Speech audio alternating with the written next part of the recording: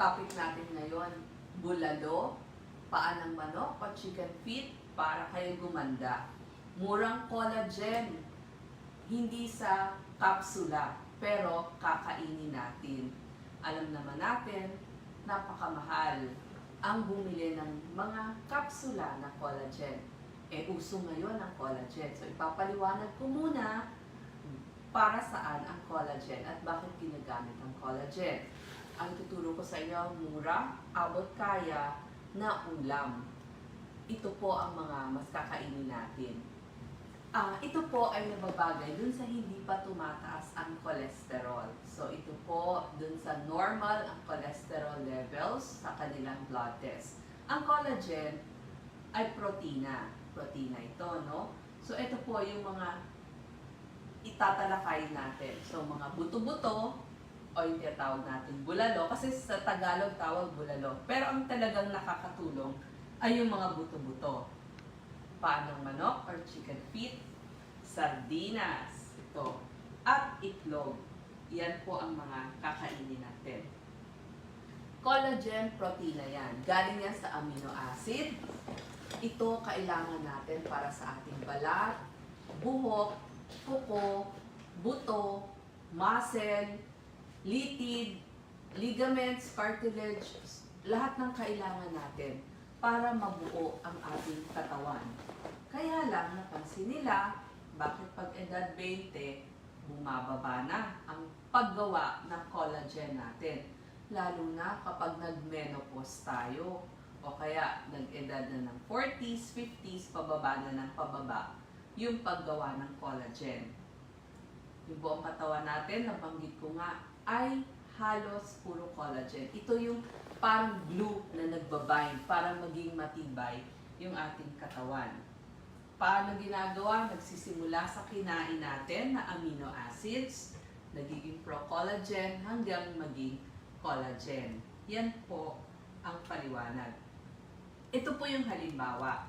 Bakit kailangan natin ng collagen? Kapag bata tayo, gusto natin supple yung skin, yung hindi kulubot, hydrated, mas elastic, sabihin mas firm siya. Tapos ayaw natin magkaroon ng wrinkles, age spots, at saka magkaroon ng crow feet o parang dehydrated. So nakita natin, no?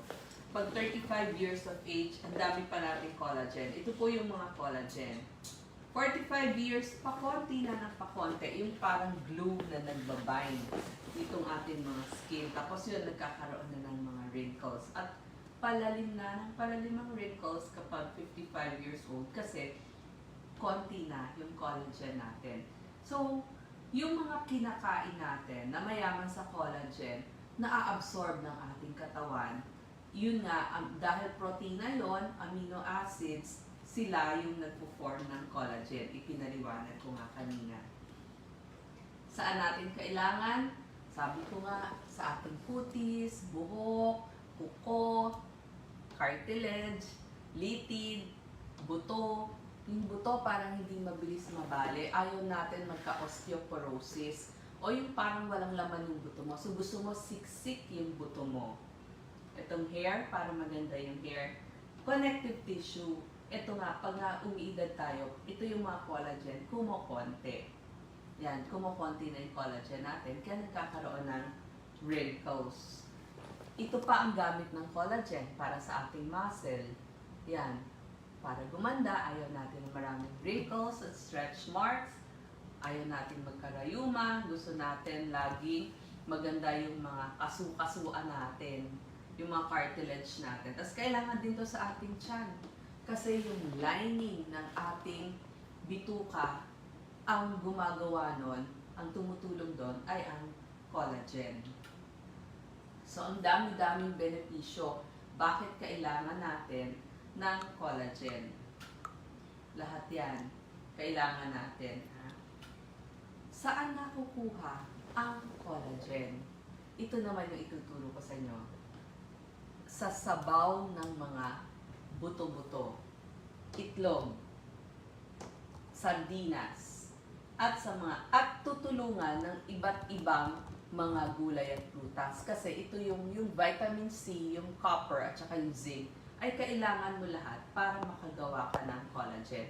Kaya ito yung kaya sabi niya, foods to help you create collagen. Paano gagawa yung katawan natin ng collagen? Ngayon, umpisahan natin, no? So, edad 30, menopause, ayaw mo na.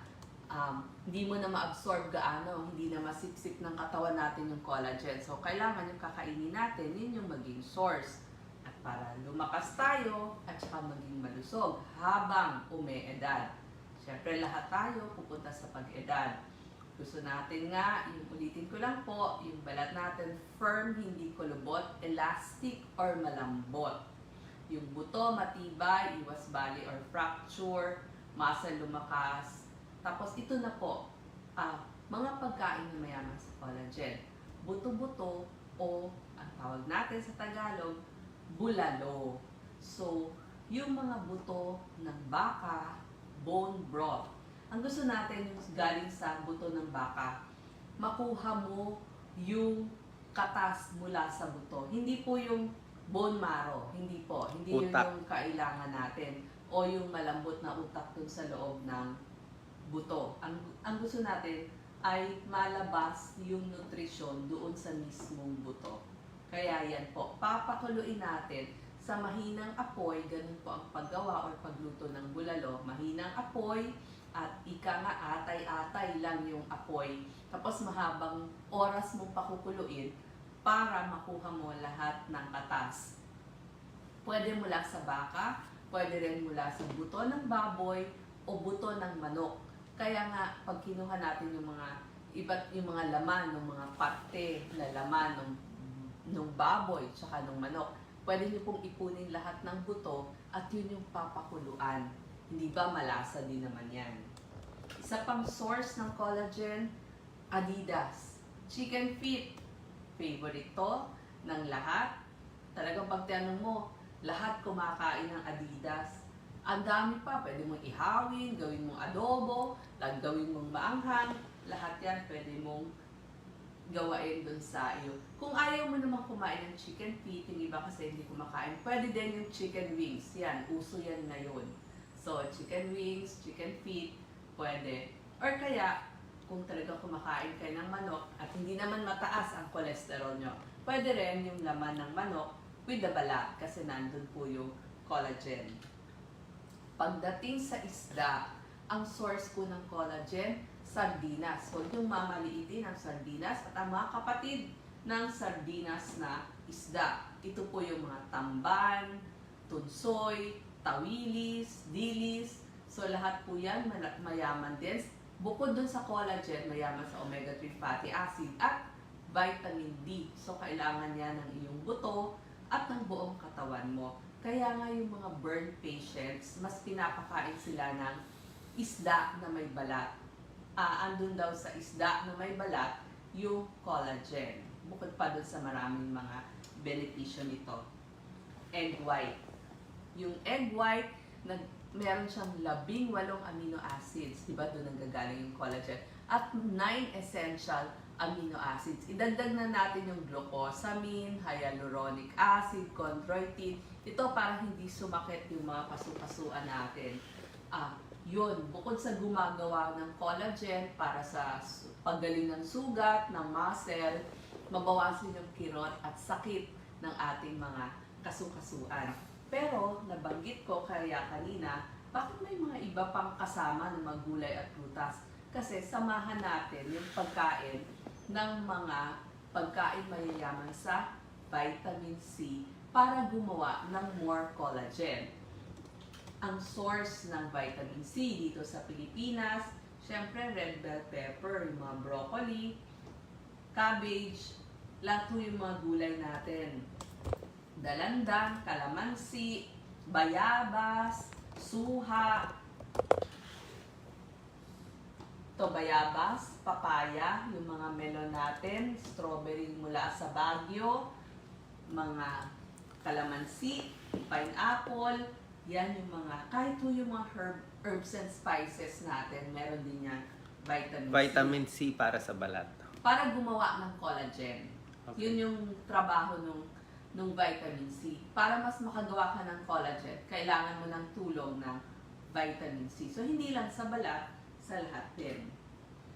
Kailangan din ng tulong ng zinc, yung mga pagkain mayaman sa zinc. Kasi yung zinc, cofactor yan or activator para makagawa din ng collagen. So, yung mga zinc-rich foods na galing sa mga gulay, ito po halimbawa yung mga bawang, berdeng gulay, lalo na pag sinabi natin mga kangkong, yan po yung mga local spinach, alokbati, pwede yung maging source ng iyong zinc. Kasama na rin ulit yung itlog, tapos yung iyong mga broccoli, kamote, yan po. Pati po alimasag may zinc din.